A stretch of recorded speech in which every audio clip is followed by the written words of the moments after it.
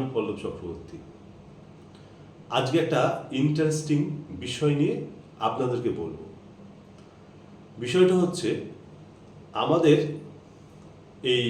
আমরা যেখানে এখন যেভাবে বাস করছি, বিশেষ করে গ্রাম থেকে শহর সব ক্ষেত্রেই দেখি, সব জায়গায় দেখেছি, ছেলে এবং মেয়ে নির্বিশেষে ট্যাটু করছে, ভ্যারাইটিস ট্যাটু।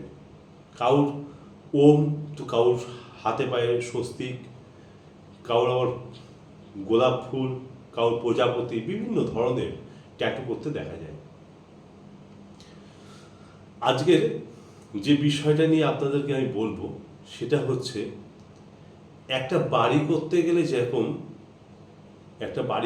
গেলে যেভাবে বাস্তু বিচার করতে হয়, ঠিক তেমনি আপনার শরীরের কোথায় ট্যাটু করছেন, কি ট্যাটু করছেন, তার জন্য একটা অ্যাস্ট্রোলজিক্যাল বিচার আছে। আসুন এই বিষয় নিয়ে আজকের বিস্তারিতভাবে আপনাদেরকে জানাই। প্রাচীনকাল থেকে একটা কথা আছে, যা আছে এই ব্রহ্মাণ্ডে তা আছে এই ভাণ্ডে বা পিণ্ডে। পিণ্ড শব্দের অর্থ শরীর, বা ভাণ্ড আমাদের এই শরীরটাকেই বোঝাচ্ছে। বিশ্ব ব্রহ্মাণ্ড পঞ্চতত্ত্ব দ্বারা গঠিত, আমাদের শরীরও তাই, তার বাইরের কিচ্ছু নয়। জ্যোতিষীর ভাষায়, আমাদের অ্যাস্ট্রোলজিক্যাল যে ভাষা, সেই ভাষাতে আমরা যে দ্বাদশ রাশিচক্র বিচার করি, সেটা কালপুরুষের শরীর কেন্দ্রিক। কোনো রাশি কালপুরুষের মাথা, কোনোটা গলা, কোনোটা বুক, কোনোটা আবার পেট, ভ্যারাইটিস। ঠিক তেমনি বিভিন্ন নক্ষত্র এই শরীরগুলোকে তার দ্বারা পরিচালিত বা সেই শরীরগুলোকে নির্দেশ করে।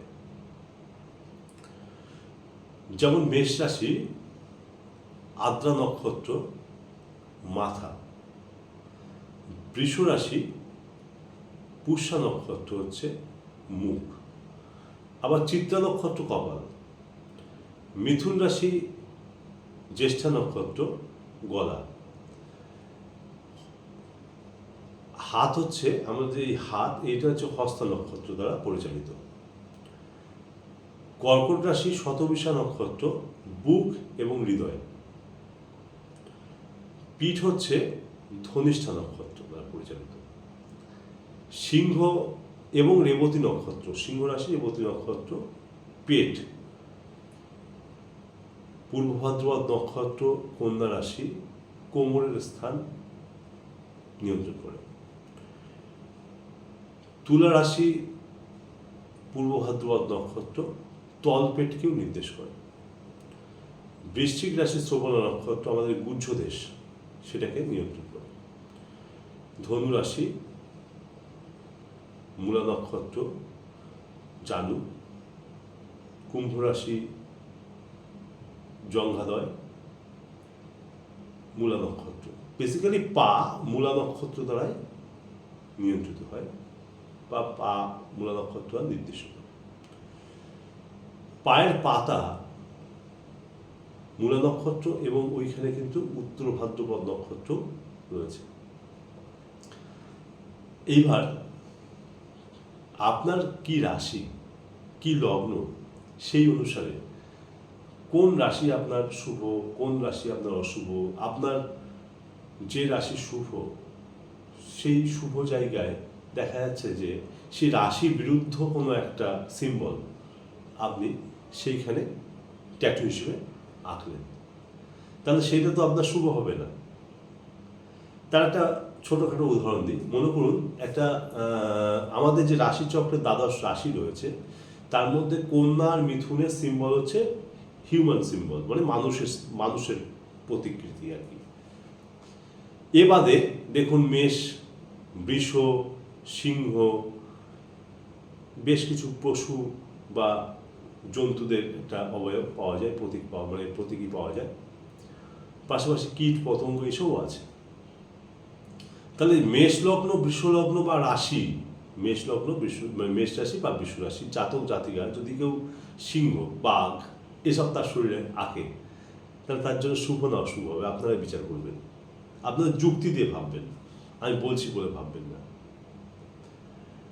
ঠিক তেমনি এই যে নক্ষত্র, এই নক্ষত্রগুলোরও কিন্তু শুভ প্রভাব অশুভ প্রভাব আমাদের জীবনে ভীষণভাবে পড়ে। আপনি যে ট্যাটু করছেন সেই নক্ষত্রগুলো কোনোভাবে বিপদগ্রস্ত হচ্ছে না তো? অনেকের শরীরে আবার দেখেছি বিভিন্ন ধর্মীয় সিম্বল, বিশেষ করে সনাতন ধর্মের যেসব স্বস্তিক চিহ্ন, ওম চিহ্ন, ত্রিশূল চিহ্ন, শিবের মুখ অনেকেই আঁকেন।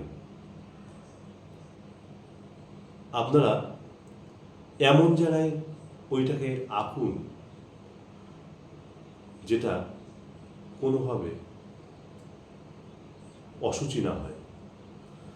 পাশাপাশি এটাও মাথায় রাখতে হবে, এই যে হিন্দু যে বিভিন্ন সিম্বল আছে, স্বস্তিক বা বিভিন্ন সিম্বল আছে, তার একটা নির্দিষ্ট মাপ আছে, কিন্তু সেই মাপটা জেনে তবেই রাখুন, না হলে কিন্তু আপনার ভালো হবে না। আপনাদের আরও বলছি, ট্যাটু আঁকার আগে আপনি আপনার রাশিচক্র কোনো জ্যোতিষী যে অভিজ্ঞ তাকে দিয়ে বিচার করান, আদৌ আপনার শরীরে সেই ট্যাটুটা আপনি যেটা আঁকতে চাইছেন সেটা শুভ না অশুভ জানুন। কিংবা আপনারা পার্মানেন্ট ট্যাটু প্রথমেই না করে ক্যাজুয়াল যে ট্যাটুগুলো আছে, যেগুলো কিছুদিন পরে আপনি রিমুভ করতে পারবেন বা মুছে যাবে এমনি এমনি, প্রাথমিকভাবে সেটা করা লাগে। যদি দেখেন যে আপনার খুব বেশি অশুভ হচ্ছে না, আপনি তা রাখুন। যদি দেখেন যে না সমস্যা হচ্ছে, রিমুভ করে দিন। আর একটা কথা বলবো, অনেকের শরীরে কিন্তু দেখি এখন বিভিন্ন ভয়ঙ্কর কিছু চিত্র, কঙ্কালের মুখ, ভূত প্রেতের একটা